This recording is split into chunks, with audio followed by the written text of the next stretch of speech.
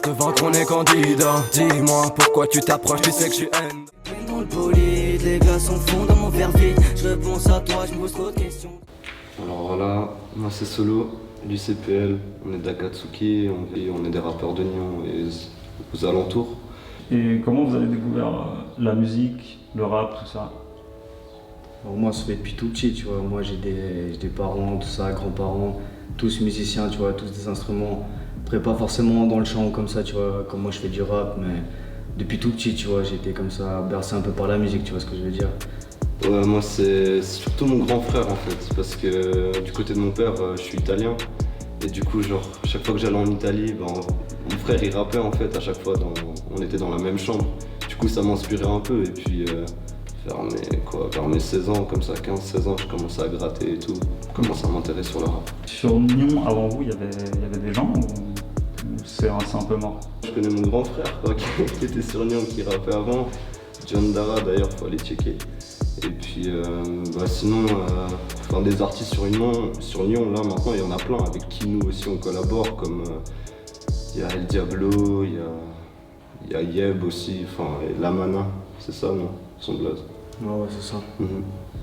Il y a Quadio, tout ça. Ah ouais, mais ça aussi c'est des gens de notre collectif. Tu vois. D'ailleurs, ça écoute quoi à Nyon?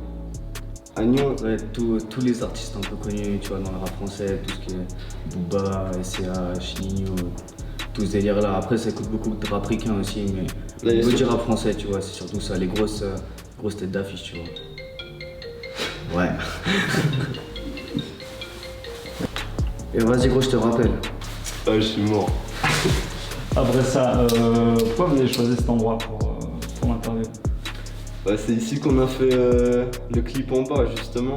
Pour pouvoir les calibrer, je passe 16 heures sur mon tel, je gratte des textes en quantité. Au taquet à l'appel, le Yankee est bien viscère. Endormi dans la classe, je me réveille et je suis du père. Il est sorti il y a une semaine maintenant. Enfin depuis aujourd'hui, à peu près. Un peu plus d'une semaine. On va tous défiler encore un sachet de plus. Je vais tout faire pour mailler et j'en rachète plus. Je les vois tous J'ai appelé PL sur limite un coup de tête et puis on a fait le clip quoi. C'était bien. D'ailleurs, les clips, c'est vous qui produisez tout de A à Z? Maintenant, ouais, ça va être nous là, avec Solo justement qui lui va s'occuper des clips, tout ça, de prendre en vidéo. Après, les sons où lui il n'est pas forcément dessus et le montage aussi. Donc ça va beaucoup nous aider aussi. Et puis lui, ça va aussi l'aider dans sa formation. Ok, maintenant c'est toi qui montes, c'est ça? Ouais, maintenant c'est moi qui monte. Je suis dans une école de cinéma en fait à Genève. Et du coup, j'ai vraiment décidé de me spécialiser en fait dans ce métier, tu vois. Comme ça, pour la musique, j'arrive à mettre en œuvre mes projets artistiques en gros. Et vous voulez transmettre quoi à travers votre musique? Je parle de ce qui m'est arrivé, de mon quotidien, de ma routine quoi. Donc votre vie en général. Et d'ailleurs, en parlant de petits, si t'en avais un qui venait te voir et qui te demandait comment commencer le rap? Alors franchement, moi je dirais de se lancer, franchement il a rien à perdre. Si après lui il kiffe la musique, tout ça, et qu'il a de la persévérance, il n'y a pas de raison qu'il n'y arrive pas après. C'est quoi le projet dont vous êtes le plus fier pour l'instant? Moi personnellement, c'est Million. C'est le premier son vraiment que j'ai sorti sur YouTube, le premier que j'ai clippé. Donc moi personnellement, c'est Million. Ouais, vraiment pour moi, c'était quand il est sorti, j'étais tout fier, tu vois. plus à rien, j'en rougis de la rétine. Fire dans le barrio, je suis loco latino. Fire dans le barrio, je suis loco latino.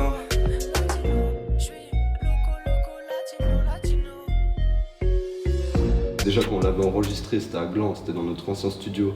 Donc du coup c'était vraiment, mais genre on avait un micro, mais genre karaoké, tu vois. Donc, du coup c'était vraiment la qualité mais de merde. Et, au début on a pu enregistrer, je crois les pistes principales, on les a enregistrées avec un bon micro. Et après tous les backs, tout ça on a dû faire avec un vieux micro pourri, laisse tomber. Ouais, c'est la galère.